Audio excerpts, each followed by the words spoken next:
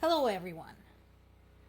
We don't have a lot of news items today, but the ones we do have are really important. So, starting with this one. Standard scenario by now. Ukraine had another successful raid on one of Russia's, I can't remember, either oil refineries or oil storage facilities. And of course, in response, Russia decided to once again attack Ukraine's power infrastructure, seriously damaging 3 power plants. At the same time, investigation continues of the assassination plot against Ukraine's President Vladimir Zelensky. Basically, what we know right now is that Ukraine's security services found a network of agents from Russia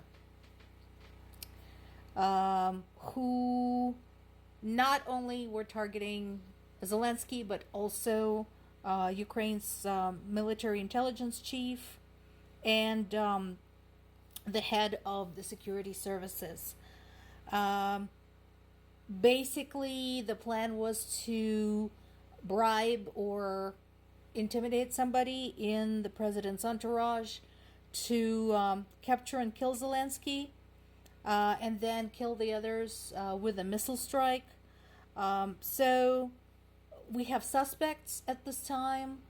I'm sure this investigation will continue, but once again, I think Russia's attempt to assassinate Zelensky is misguided.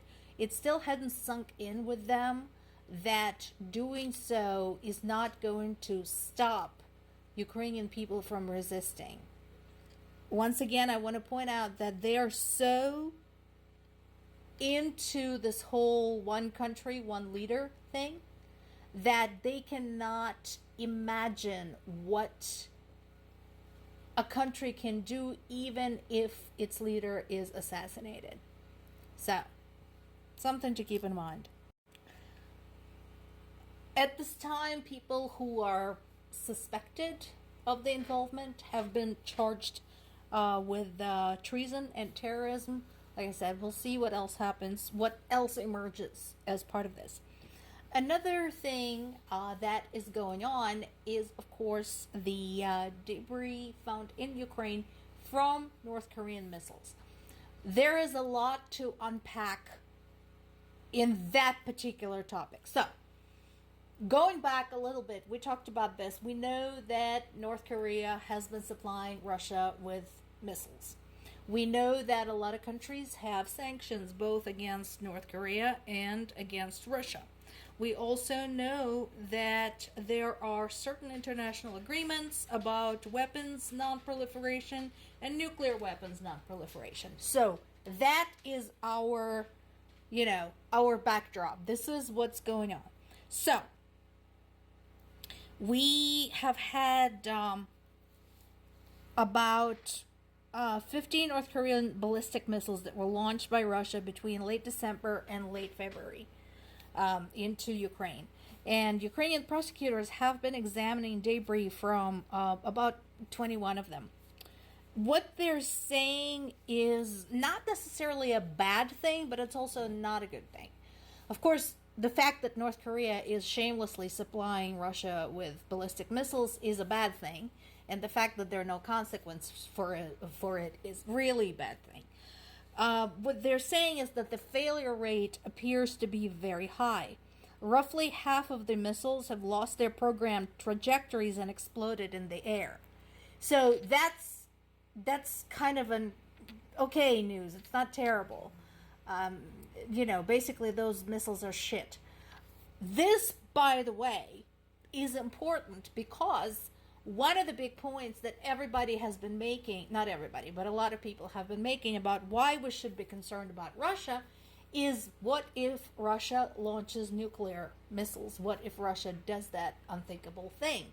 And I would like to point out that because Russia and North Korea, in some respects, are run very similarly.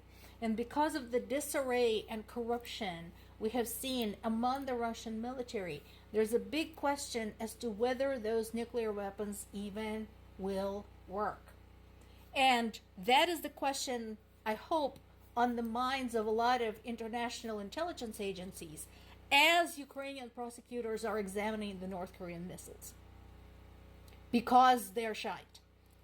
So the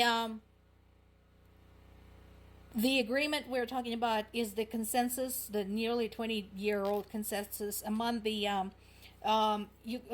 members of UN Security Council that is supposed to prevent North Korea from expanding its weapons research, including ballistic missiles and nuclear weapons.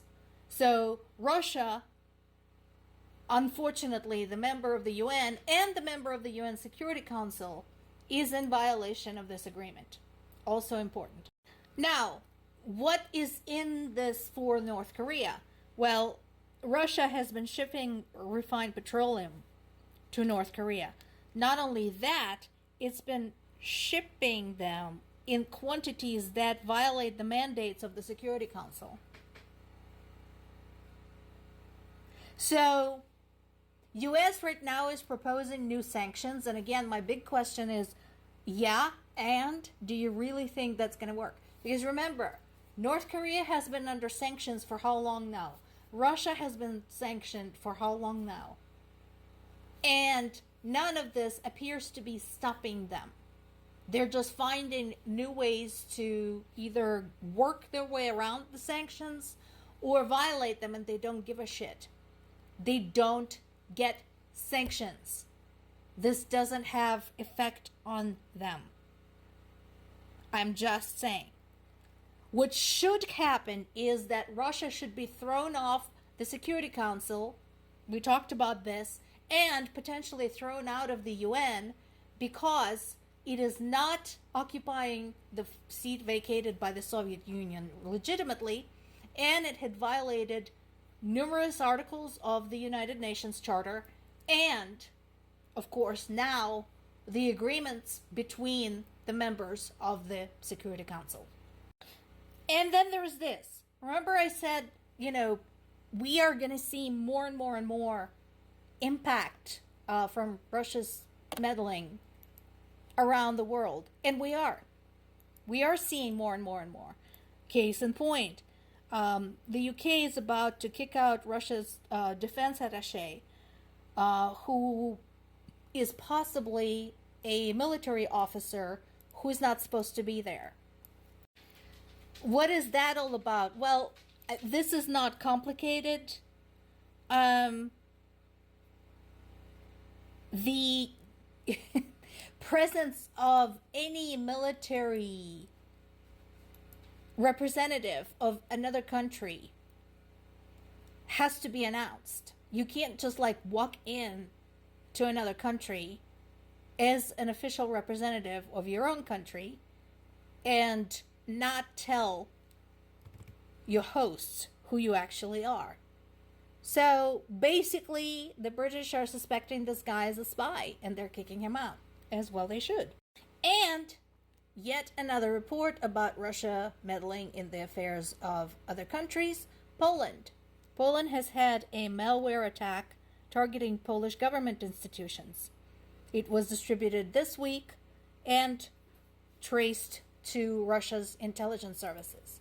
So again and again and again and again, we have Russia meddling with everything from social media sites to infrastructure to government offices of various countries in the European Union.